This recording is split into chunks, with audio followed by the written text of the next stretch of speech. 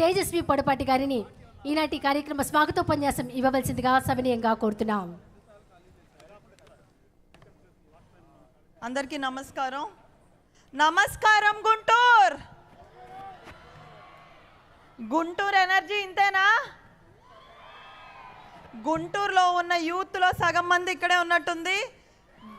గుంటూరు అంటే కేవలం ఒక నగరం కాదు, గుంటూరు అంటే ఎనర్జీ, గుంటూరు అంటేనే వైబ్రేషన్, గుంటూరు అంటే గుండెల్లో గెలుపుని మోసే ఒక గొప్ప గడ్డ అని తెలియజేసుకుంటూ, ఇక్కడ రాజకీయాలు ఉంటాయి, వ్యాపారం ఉంటుంది, సినిమా ఉంటుంది, విద్య ఉంటుంది, సాహిత్యం ఉంటుంది, కానీ గుంటూరులో కళ కూడా ఉంటుందని దేశానికి నిరూపించేదే ఈ అమరావతి చిత్రకళా వీధి.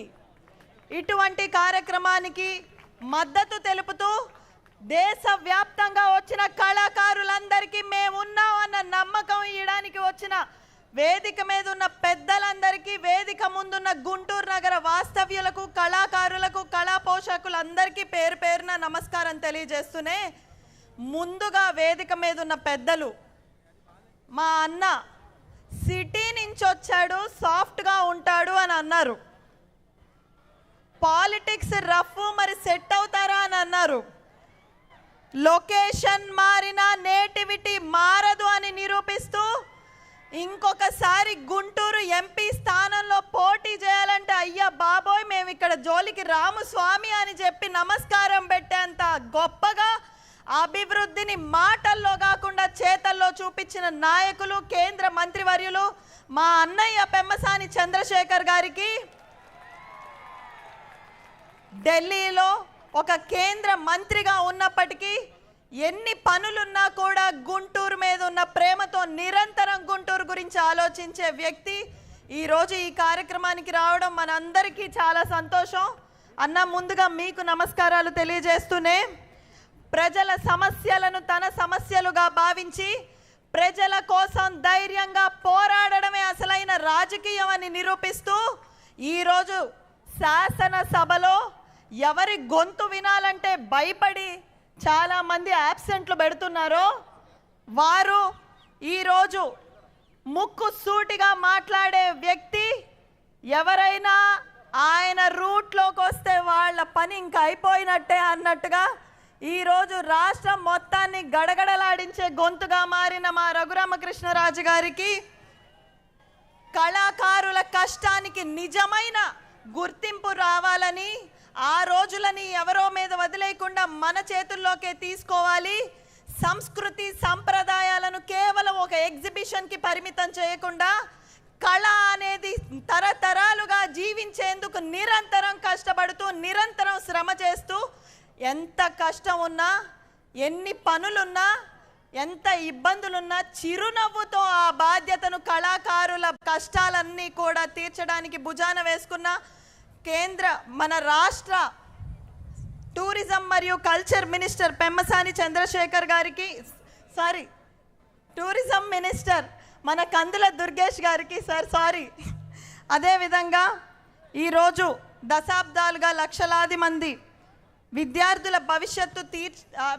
భవిష్యత్తు కోసం నిరంతరం కష్టపడుతున్న విద్యావేత్తలు కొద్దిసేపట్లో రానున్నారు. భాష్యం రామకృష్ణ గారికి, ఆలపాటి రాజా గారికి, అదేవిధంగా మన గుంటూరు జిల్లా అభివృద్ధి రాష్ట్రం మొత్తం మాట్లాడుకునేటట్టుగా నిరంతరం కష్టపడే నాయకులు, ముందుగా ఫైర్ బ్రాండ్గా పిలువబడే మా గల్లా మాధవి అక్కకి, గుంటూరు ఈస్ట్లో ద మోస్ట్ డీసెంట్ లీడర్గా పేరు తెచ్చుకున్న మా నజీర్ అన్నకి, అధికారంలో ఉన్నప్పుడు ఆర్డర్లు వేస్తూ ఈరోజు నాయకుడిగా మారాక ప్రజల కష్టాలను భుజం మీద వేసుకున్న రామాంజనేయులు అన్నకి, అదేవిధంగా ఉమెన్ కమిషన్ ద్వారా రాష్ట్రం అంతా కూడా మహిళలందరికీ అండగా నిలుస్తున్న రాయపాటి శైలజ గారికి, అదేవిధంగా ధూళిపల్ల నరేంద్ర అన్నకి, వేదిక మీద ఉన్న పెద్దలందరికీ, సమయం తక్కువ ఉన్నందువలన డేగల ప్రభాకర్ అన్నకి, గాదె వెంకటేశ్వర్లు గారికి, కమిషనర్ మయూర్ అశోక్ గారికి, ప్రతి ఒక్కళ్ళకి పేరు పేరున నమస్కారాలు తెలియజేస్తూనే,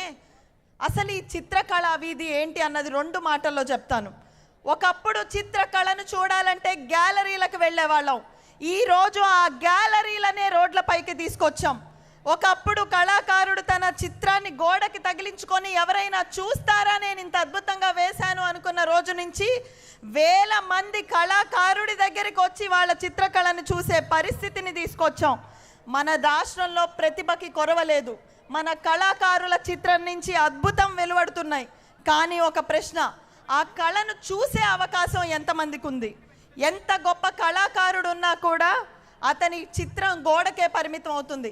ఎంత గొప్ప శిల్పకారుడు ఉన్నా కూడా అతను చేసిన శిల్పం కేవలం వర్క్షాప్కే పరిమితం అవుతుంది. ప్రతిభ ఉంది కానీ వేదిక లేదు. కళ ఉంది కానీ దాన్ని చూసే ప్రేక్షకులు లేరు. కళ ఉంది కానీ దానికి సరైన మార్కెట్ లేదు. ఇలాంటి పరిస్థితిని మార్చడానికే మీ ముందుకి చిత్రకళా వీధిని తీసుకొచ్చాం. ఈ చిత్రకళా వీధి ఇంత ఘనంగా కళాకారులందరి కోసం మనం సృష్టిస్తే ఎవరి గొప్ప కోసం చేస్తున్నారు అని అడుగుతున్నారు. అవును, ఇది గొప్ప కోసమే చేస్తున్నాం. మన రాష్ట్రంలో ఉన్న వేల మంది కళాకారుల గొప్పని ఈ ప్రపంచానికి చూపించే గొప్ప కోసం ఈరోజు ఈ చిత్రకళా వీధిని పెడుతున్నాం. రోడ్లని ఆపేసి ప్రజల్ని ఇబ్బంది పెడుతున్నారు అని కొంతమంది మాట్లాడుతున్నారు.